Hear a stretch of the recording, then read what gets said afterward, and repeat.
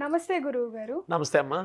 గురువుగారు, గురుగ్రహం మార్పు వల్ల గోల్డ్ రేట్ ఏమన్నా తగ్గే ఛాన్సెస్ ఉన్నాయా? తప్పకుండా. శ్రీమన్మహాగణాధిపతయ నమః.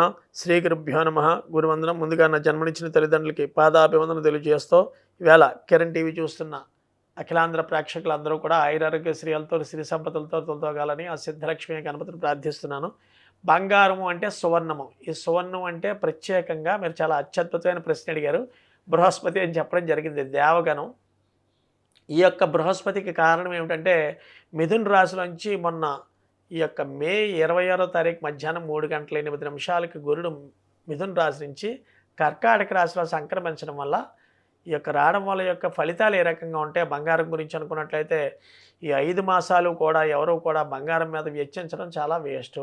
ఇందువల్ల అనుకున్నట్లయితే ఓన్లీ ఈ యొక్క బంగారానికి లేకపోతే వెండికి చూసుకున్నట్లయితే స్వల్పంగా ఫ్లక్చుయేషన్స్ వస్తూ ఉంటాయేమో తప్ప గ్రాముకు ₹100, ₹80, ₹150 తప్ప ఈ యుద్ధానికి అని ఆలోచించి యుద్ధానికి ఈ యొక్క బంగారానికి ఎటువంటి సంబంధం లేదు. ఈ యుద్ధం కూడా ఆగడం గల కారణం ఏంటంటే కర్కాటకంలోకి గురుడు ప్రవేశించిన తర్వాత యుద్ధ భూమి యుద్ధ విషయాల యందు తాత్కాలికంగా నిలిపివేసే ఆస్కారాలు ఎక్కువగా ఉన్నాయి. కాబట్టి ఈ యొక్క సెప్టెంబర్ 6వ తారీఖు దగ్గర నుంచి అక్టోబర్ 17వ తారీఖు వరకు స్వల్పంగా పెరిగే ఆస్కారాలు ఉన్నాయి. దేనివల్ల అని చూసుకున్నట్లయితే ఇక్కడ గోచారం రీత్యా రవి యొక్క గ్రహం ఒకటి, కుజుడు ఒకటి, బుధుడి యొక్క కారణంగా, శుక్రుడి యొక్క కారణంగా, ఈ 4 గ్రహాల యొక్క కారణంగా బంగారం తీసుకోవడం జరుగుతుంది.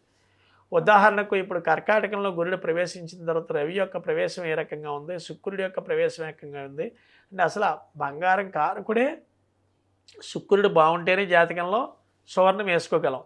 ఇక్కడ ఈ మాధ్యమాల్లో చెప్పడం కానీ మిగతా వాళ్ళ విషయంలో కానీ ఆలోచించుకుని బంగారం కొనడం అంత బుద్ధి పొరపాటు లేదని శాస్త్రవచనంగా చెప్పడం జరుగుతుంది. ఎప్పుడు కొనాలి మరి అని చూసుకున్నట్లయితే కొన్నట్లయితే ఈ ఆగస్టు 6వ తారీఖు లోపు కొనడమే మంచిది. కానీ అయినా అసలు నా దృష్టిలో ఈ 5 మాసాల్లో బంగారం మీద పెట్టుబడి పెట్టడం అన్నది చాలా శుద్ధ వేస్ట్. ఎందువల్ల అనుకున్నట్లయితే మరీ చెప్పడం ఈ శుక్రుడి యొక్క వీక్షణం వల్ల, బుధుడి యొక్క వీక్షణం వల్ల, కుజుడి యొక్క వీక్షణం వల్ల, రవి యొక్క వీక్షణం వల్ల నెలలకి రవి యొక్క గ్రహం మారుతూ ఉంటుంది. గురుడు యొక్క వీక్షణం సంవత్సరానికి ఒకసారి మారి ఇప్పుడు కర్కాటకంలో వక్రించిన యొక్క గురుడి యొక్క ప్రవేశం వల్ల ఇది 5 మాసాలే ఉంటుంది. కాబట్టి ఈ యొక్క సమయంలో సువర్ణం అనగా బంగారం కొనరాదు అని శాస్త్రవచనంగా చెప్పడం జరిగింది. మరి ఇప్పుడు వివాహాలు లేకపోతే ఉపనయన సంస్కారాలు కొన్ని ఉన్నాయి.